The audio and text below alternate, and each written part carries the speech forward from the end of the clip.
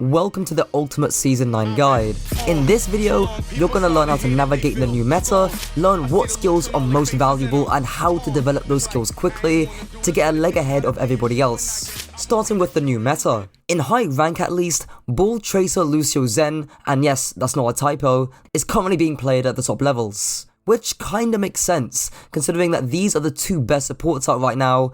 Everyone has more self-sustain, so healing isn't that big of a need, and Lucio's actually a reliable peeler now, with the boot buff and the projectile size changes. But I'd go a step further and explain that this isn't just the meta comp. As people like Coffee and myself have put, the general poke dive comp we saw just before the death of Overwatch 1 will most likely be the new meta. And then brawl comps, so like your typical Mei, Ryan, Lucio stuff, will be an off comp for teams to play if their macro is good, similar to 2021 Atlanta. So how do you play the new meta? Not just in team play, but actually applying it to rank 2. Well, let me not just tell you, but show you how to play each comp and what your individual role plays in the larger part of things. Starting off with the Lucio Zen comp, which I'm sure you're all eager to learn about.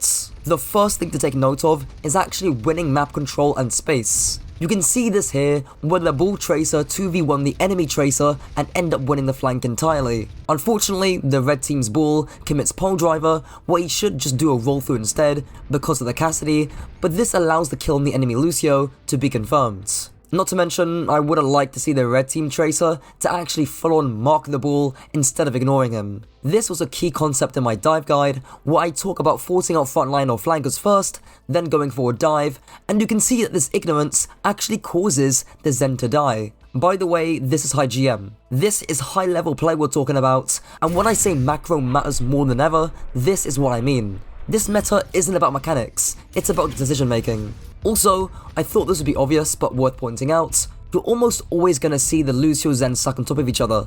But I think as this meta develops, we're going to see the Lucio play a little bit more split from the Zen. Not totally isolated obviously, but in a position where they both have LOS and where the Lucio is marking a flanker or enabling his DPS. For example, Yuki on the Lucio here could be marking the right side flank while wall riding, or he could be speeding and playing with his Cassidy. Something just doesn't sit right with me when I see Lucio standing still, not being proactive, and playing poke Lucio on top of their Zen.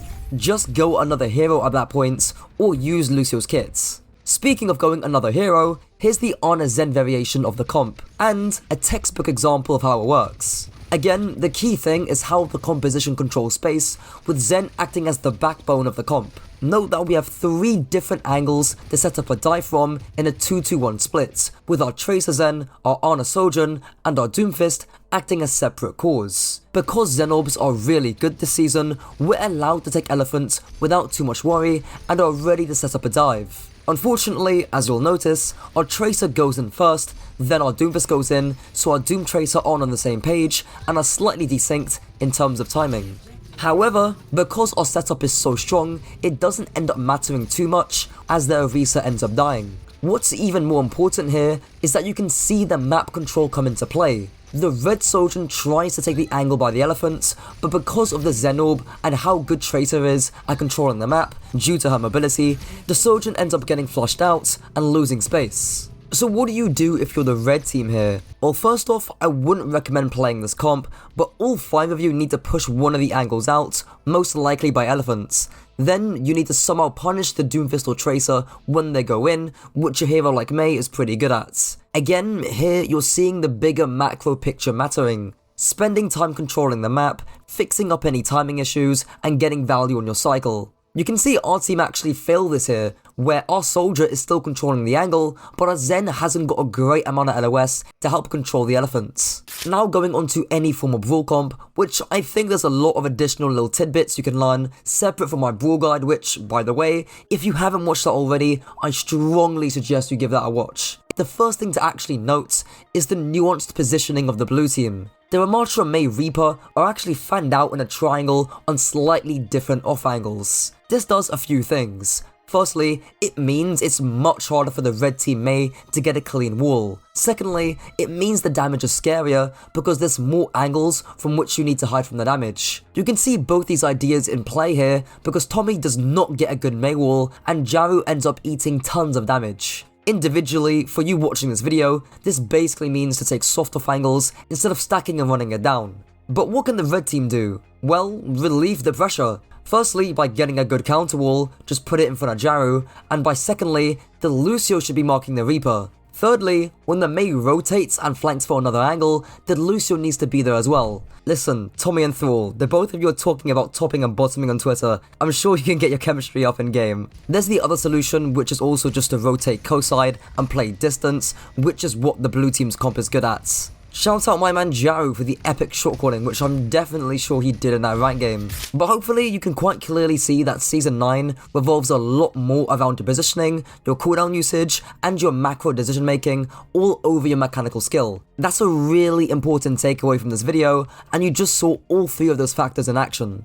Now in terms of more skills you can learn which are separate from the comps, awareness is a big one, and it's going to be a vital skill that you need to develop this patch. The great thing about the skill of awareness is that it applies to every hero in the game. I was just coaching a Mercy player, and this was one of the key points. Why is this a good position? Because I'm kind of behind everything that's happening, everything's kind of like in front of me. Exactly, right? That is what I call LOS, or line of sight. You can see fucking everything on your screen right now, which is great.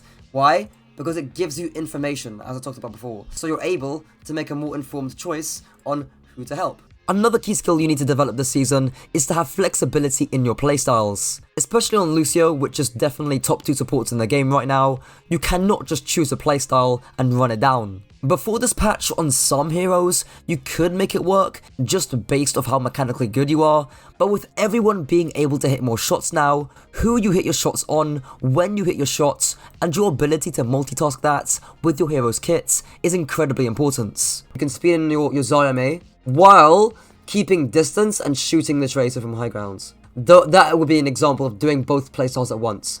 3v2 these guys, right, speed in these guys and enable them, right? Run this fucking Zenyatta over entirely, right? Again, that would be the relieve it slash run it playstyle, where you're running it in, but you're also relieving any pressure off your Cass and Mei in case his Genji wants to try and get a trade. But what about heroes like Soldier or Sojourn or Cassidy? Heroes that haven't really got set defined playstyles. Well, there's still macro to learn. Your positioning against Die, for example, is very important, or knowing when to hard flank and to actually time it well. Playing shorter sightlines and deeper, more angular flanks against poke or sniper compositions, but then playing distance and further positions against the more mobile compositions would be an example.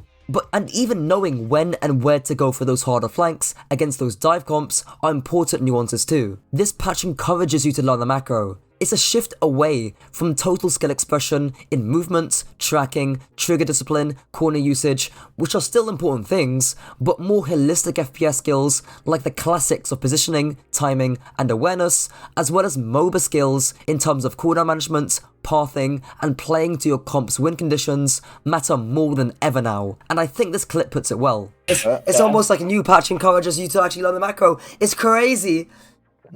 But that's effort. I'm learning the macro of my own character. That's it for the video. Be sure to get my coaching down below, and until next time.